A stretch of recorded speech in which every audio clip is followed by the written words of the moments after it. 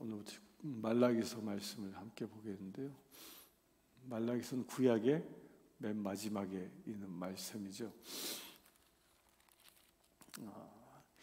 말라기서는 마지막 말라기서가 예언으로 주어지고 나서 예수님이 오시기 전까지는 중간 시대라 해서 말씀이 존재하지 않습니다. 계시되지 않아요. 근 한 400년 동안 말씀이 사라집니다. 이제 그런 시기에 이제 하나님께서 이제 마지막으로 그 말씀을 주시는 것인데요. 이 말라기는 언제 주신 거냐? 우선 첫째, 말라기라는 그 이름 자체는 하나님의 사자, 하나님의 대언자라는 뜻이에요. 대언자. 하나님의 말씀을 대언한다라는 뜻인데, 이 말라기라는 이름 자체가 이 학자들에서 이게 그 의견이 좀 분분합니다. 뭐냐면 말라기가 이름일까? 그러니까 말라기하고 같이 가고 있는 말씀이 학개, 스가랴, 말라기서 동시대에 쓰여진 거거든요. 그러면 학개도 학개 선지자잖아요. 스가랴도 스가랴 예언자잖아요. 그럼 말라기도 말라기라는 사람이 썼다라고 봐야 하는데, 문제 뭐냐면 성경 어디에도요 말라기라는 이름을 쓴 사람 이름이 기록된 게 하나도 없어요. 대개는 우리 앞에서 본 것처럼 우리가 느헤미야에서도 볼 때도 이름들이 쭉 나오는데 다 이름들이 반복되는 이름들이 있잖아요. 그 이스라엘 사람들이 쓰는 이름들이 있단 말이에요. 근데 말라기만큼은 이스라엘 역사상 그 이름을 쓴 사람이 아무도 없는 거예요. 아무도. 이게 뭐냐? 말라기라는 사람이 실제로 존재해 그 이름을 가지고 말라기를 쓴 게 아니라 아마도 자기 이름을 내려놓고 나는 하나님의 대언자다 이렇게 선포하고 쓴 게 아니냐, 뭐 이렇게 이 학자들은 이야기합니다. 근데 여기서 중요한 건 뭐냐면 이 말라기가 쓰여진 시점입니다. 시점에 왜 말라기는 하나님의 대언자다, 하나님의 말씀이다라고 선포했겠냐는 거예요. 말라기가 언제 쓰여지냐면 이제 그 포로로부터 귀환에 들어와서 스룹바벨에 의하여 예루살렘 성전이 우여곡절을 걷고 건축되어집니다. 그 예루살렘 성전이 건축되어지고 나서 약 한 10년 정도 지난 후에 이 말라기가 쓰여집니다. 곧 이 예루살렘 성전이 건축되고 나중에 이 느헤미야가 돌아와서 성벽을 건축하잖아요. 우리 지난주까지 본 것처럼. 그 중간에 이 말라기가 쓰여졌는데, 그 중간에 왜 이 말라기를 통하여 하나님이 말씀하시냐면, 처음에 성전을 재건하고 에스라로부터 말씀을 훈련받고 스룹바벨을 중심으로 성전을 재건할 때는 그들이 엄청난 신앙적인 대부흥이 일어났습니다. 그래서 성전도 지었고 성전도 복원했습니다. 근데 약 한 10년 정도 흐르고 나니까 무슨 일이 생겨났냐면 사람들이 점점 신앙이 식어가기 시작했다는 거예요. 그 신앙이 식어간 모습들을 하나님께서 그 신앙이 식어져 있는 그들의 신앙의 모습이 어떤지, 그것을 말라기서는요 6가지 항목을 가지고 진단하고 있는 거예요. 그 1장부터 말라기는 이 4장까지밖에 4장밖에 없지만, 이 말라기서는 사람들이 신앙을 잃어버렸을 때, 신앙적인 열정을 잃어버렸을 때 그들의 모습이 어떤 모습을 가지고 있느냐를 이게 지적하고 있는 겁니다. 그러니까 6가지 형태로 사람들의 모습이 달라진다. 이건 바꿔 얘기하면 이런 거예요. 이 말라기서는 우리가 올바른 신앙을 갖기 위하여 어떻게 신앙생활 해야 하는지를 가르쳐주고 있는, 구체적으로 가르쳐주고 있는 성경 말씀이다라는 겁니다. 마치 거울처럼 정확한 기준을 보여주는 것이다 하는 거예요. 학개서와 스가랴서와 이 말라기서 거의 동시대에 쓰여진 거라고 말씀드렸는데, 이 학개서는 가장 중요한 내용이 뭐죠? 성전을 재건하자, 성전 건축을 하자. 그런데 이 성전 건축을 하는데 학계에서는 무슨 얘기를 합니까?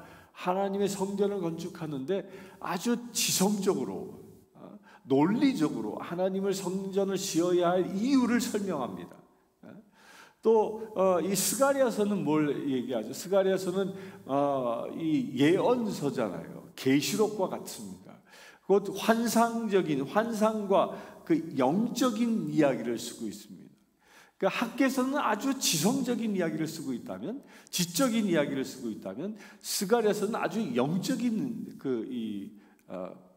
뉘앙스로 말씀이 쓰여지고 있는 거거든요. 동시에 이 말라기는 뭐냐는 거예요. 말라기는요, 아주 직설적으로 쓰여지고 있습니다. 너희가 이렇게 하면 하나님이 이렇게 심판할 것이다. 그런데 이 6가지 패턴을 풀어나가는 똑같은 패턴이 있습니다.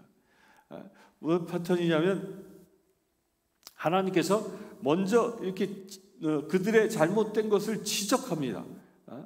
2절에 보면 내가 너희를 사랑하노라 하니, 내가 너희를 사랑하노라 하니, 백성이 답을 합니다. 너희는 이르기를 주께서 어떻게 우리를 사랑하셨나이까?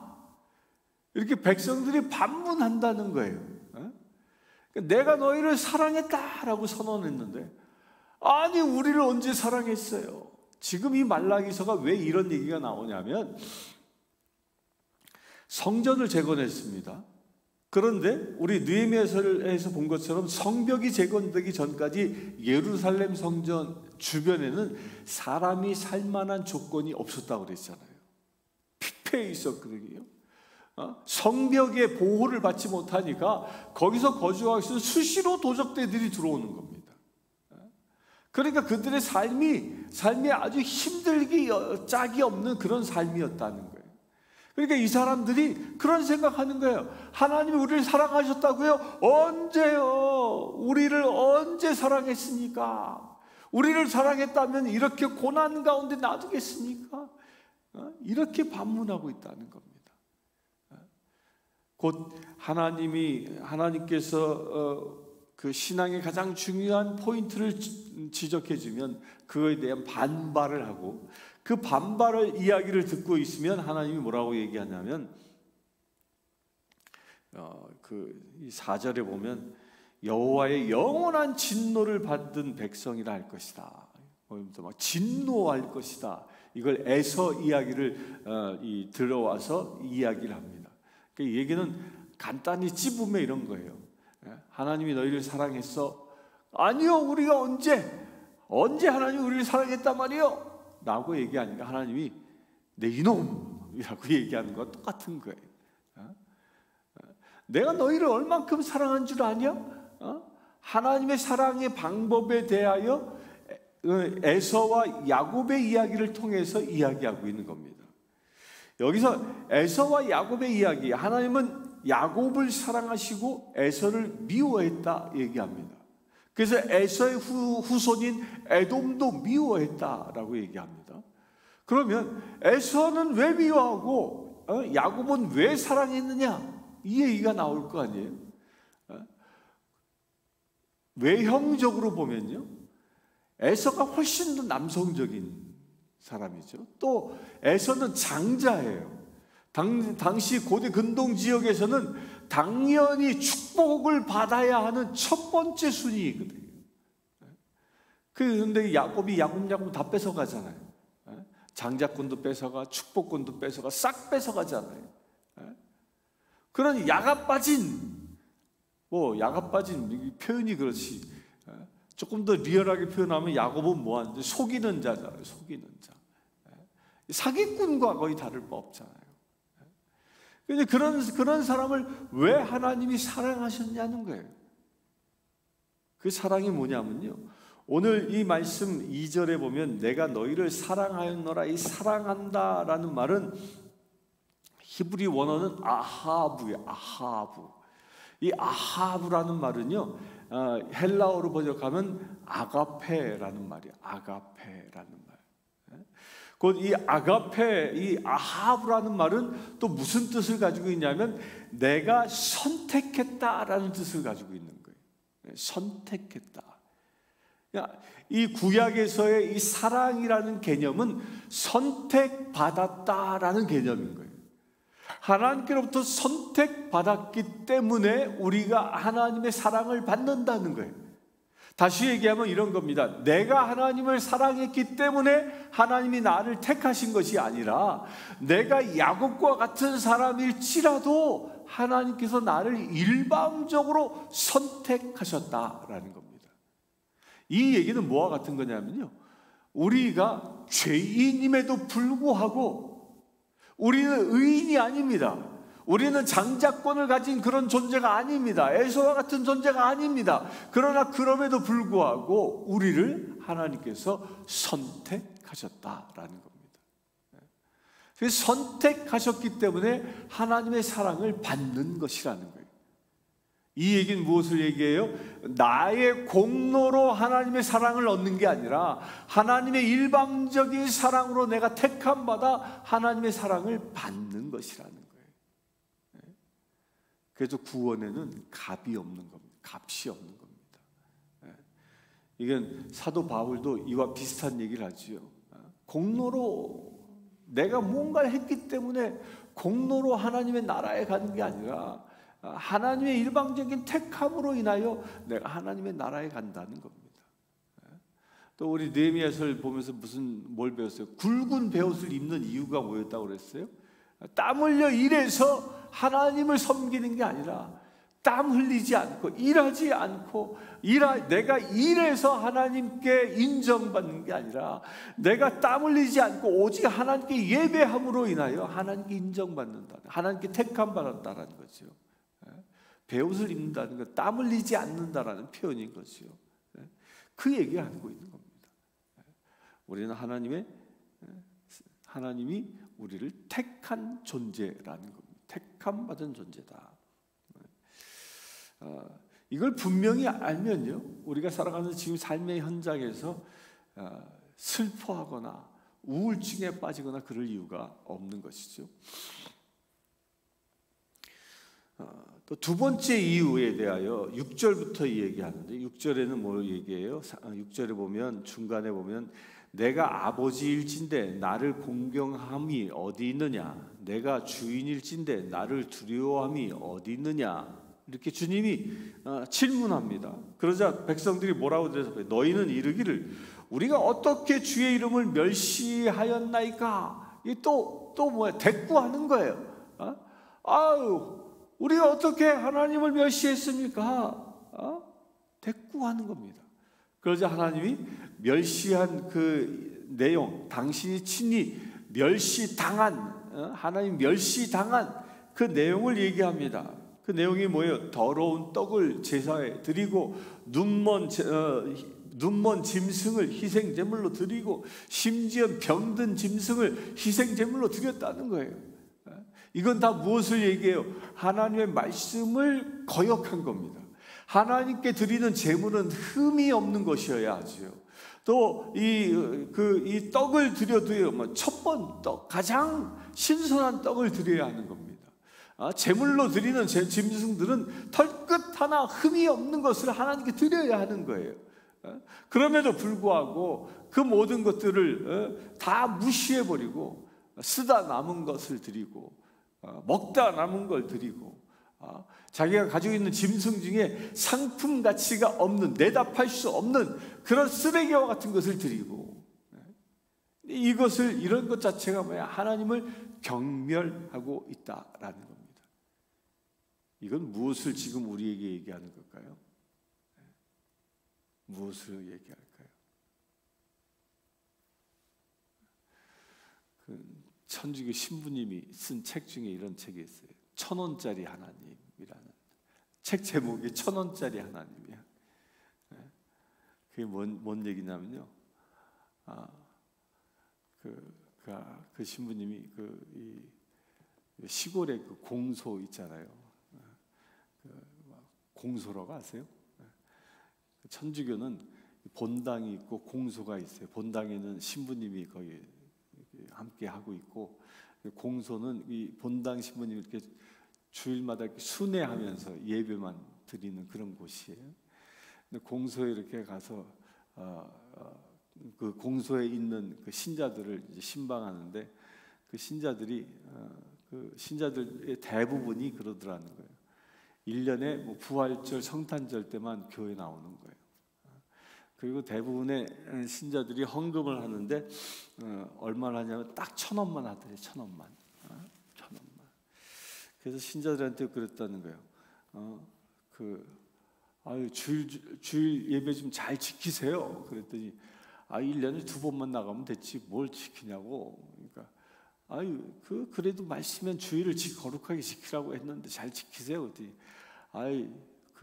이 밀가루 서말 받고 그만큼 이 일주일에 1년에 2번 나갔으면 됐지. 밀가루 서말 그 말이 뭐냐면 옛날 이 6.25 전쟁 후에 구호품 나눠줬잖아요. 구호품. 그 구호품을 어디서 많이 나눠주냐면 교회에서, 이 성당에서 많이 나눠줬거든요. 그러니까 성당에 가가지고 밀가루 서말 받아 먹었으면 그 값으로 1년에 2번 교회 나가 주는 거예요. 그냥. 또 헌금 얘기를 하니까, 그러니까 헌금 얘기하니까 그런 거야. 1,000원 내면 되는 거지 뭘 더 냅니까? 그래서 신부님한테 무슨 생각이 딱 들었냐면 당신의 하나님은 1,000원짜리요? 이런 생각이 들더라는 거예요. 근데 그렇게 신앙의 고백이 없는 거죠. 예물을 드리는 것이 나의 믿음의 고백으로 하나님께 제물을 드린다는 개념이 아니라 그냥 마치 그냥 쑥스러워서 헌금 바구니가 오니까 빈손으로 보는 게 어려우니까 체면치레로 던지는 것. 이런 제물들은 뭐예요? 하나님은 기뻐하지 않는다. 기뻐하지 않을 뿐만 아니라 하나님은 무슨 마음이 그에게 드신다고 했어요? 멸시당하고 있다라는 생각이 드신다는 거예요. 그러니까 우리가 하나님께 무언가를 드릴 때는요, 최고의 것을 드려야 하는 겁니다. 최고의 것을. 특별히 이 말라기서는 이 제물을 드리는 것에 대하여 굉장히 중요하게 얘기합니다. 오늘 특별히 제물에 대하여 6절부터 14절까지 꽤 긴 절을 할애해서 말씀하고 있는 이유도 바로 여기에 있는 겁니다. 하나님께 드리는 제물은 물론 지금 이 시대는 형편이 좋은 시대가 아니에요. 성벽이 쌓여져 있지 않아서 늘 도적질의 출몰로 인하여 고통받는 시대예요. 그러나 그럼에도 불구하고 하나님께 의지하지 아니하는 그런 신앙의 모습을 지적하고 있는 겁니다. 그래서 11절에 보면 만군의 여호와가 이르노라 해 뜨는 곳에서부터 해 지는 곳까지 이방 민족 중에서 내 이름이 크게 될 것이라. 각처에서 내 이름을 위하여 분향하면 깨끗한 제물을 드리리니 이는 내 이름이 이방 민족 중에 크게 될 것임이라. 이 얘기는 뭘 하고 있는 거야? 이스라엘 백성들아, 너희들이 눈먼 제물을 드리냐, 상한 제물을 드리냐? 그러나 어느 때가 되어지면 해 뜨는 데서부터 해 지는 곳까지 온 세계에 하나님의 복음을 들은 복음자들이 뭐야? 깨끗한 제물을 드리는 날이 올 것이다. 이것을 또한 예언하고 있는 겁니다. 이 예언은 언제 이루어집니까? 예수 그리스도께서 이 땅에 오신 이후에 이루어지고 있습니다. 이 예언은 지금도 진행되고 있는 겁니다. 지금도 모든 열방과 민족들에게 복음이 전해지며 그들이 가장 깨끗한 제물을 드리는 자로 하나님의 자녀들로 다시 거듭나고 있다라는 이 예언의 말씀인 겁니다. 그러니까 하나님은 어떤 사람들을 눈여겨보신다고요? 깨끗한 제물을 드리는 자.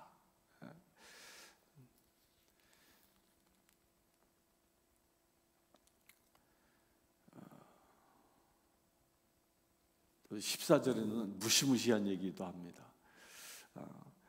일에 흠이 있거나 속여 내게 드리는 자는 저주를 받으리니.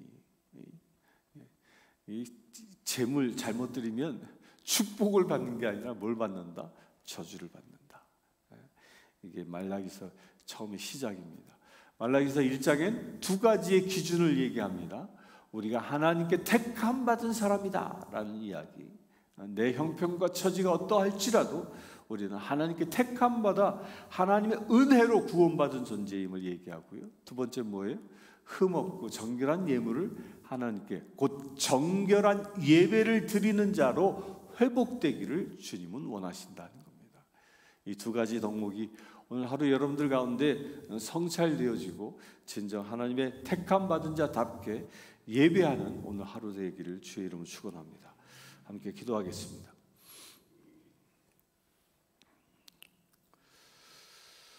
주 아버지 하나님, 오늘 말씀기서를 통하여 우리가 어떻게 신앙생활 해야 할지를 깨닫게 하심을 감사합니다. 주님께서는 우리에게 경고의 메시지를 보내주시고 우리가 진정 하나님의 사랑받는 자답게 서라 말씀하셨습니다. 진정 예배자로 정결한 예물을 드리는 자로 서라 말씀하셨습니다. 주님, 이 말씀이 우리의 삶 가운데 진정한 기준이 되어지기를 원합니다. 온전히 사랑받은 자답게 세상에서 주의 사랑을 받아 누리고 세상에서 하나님의 사랑을 베풀며 살아갈 수 있는 우리 되어지기를 원합니다. 나의 형편과 처지 때문에 묶여있는 자가 아니라 하나님께 택함 받았다라는 그 믿음 하나로 살아갈 수 있는 거룩한 믿음의 지 되어지기를 원합니다. 또한 주님, 정결한 예물을 주님께 드리는 예배자로 서기를 원합니다. 나를 드리는 예배자로 서기를 원합니다.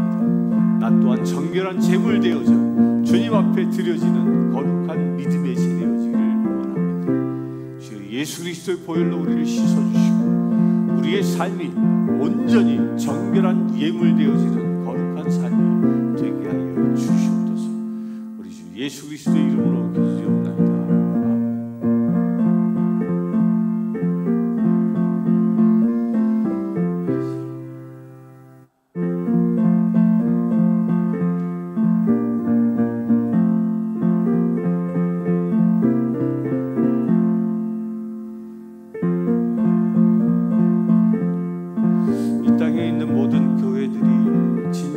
예배가 살아날 수 있도록 이 시간 합심하여 기도하기를 원합니다.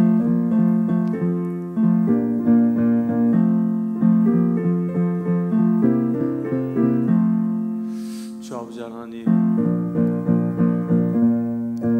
주님은 영광과 예배받기에 합당한 분이십니다. 정결한 주의 백성들이 정결한 제물을 주님께 드리며 정결한 예배를 주님 앞에 드리는 거룩한 일이 일어나기를 원합니다. 주님, 이 땅의 모든 교회들이 예배가 살아나게 하여 주시옵소서. 진정 예수 그리스도의 보혈이 넘쳐나는 예배, 성령의 기름 부으심이 넘쳐나는 예배, 신령과 진정으로 드리는 예배, 그 예배가 살아날 수 있도록 은혜를 더하여 주시옵소서. 예배가 오염되지 않게 하시고 오직 하나님의 말씀에 정직한 예배가 세워질 수 있도록 은혜를 더하여 주시옵소서. 오직 하나님께만 영광 돌리는 하나님의 임재 가운데 머무를 수 있는 거룩한 예배가 우리 교회에 또한 이 지역에 있는 모든 교회들 가운데 세워질 수 있도록 아버지 축복하여 주시옵소서. 우리 주 예수 그리스도의 이름으로 기도드리옵나이다. 지금 우리 주 예수 그리스도의 은혜와 하나님의 크신 사랑과 성령 충만함, 늘 주님의 사랑을 받고 진정한 예배자로 서기를 원합니다.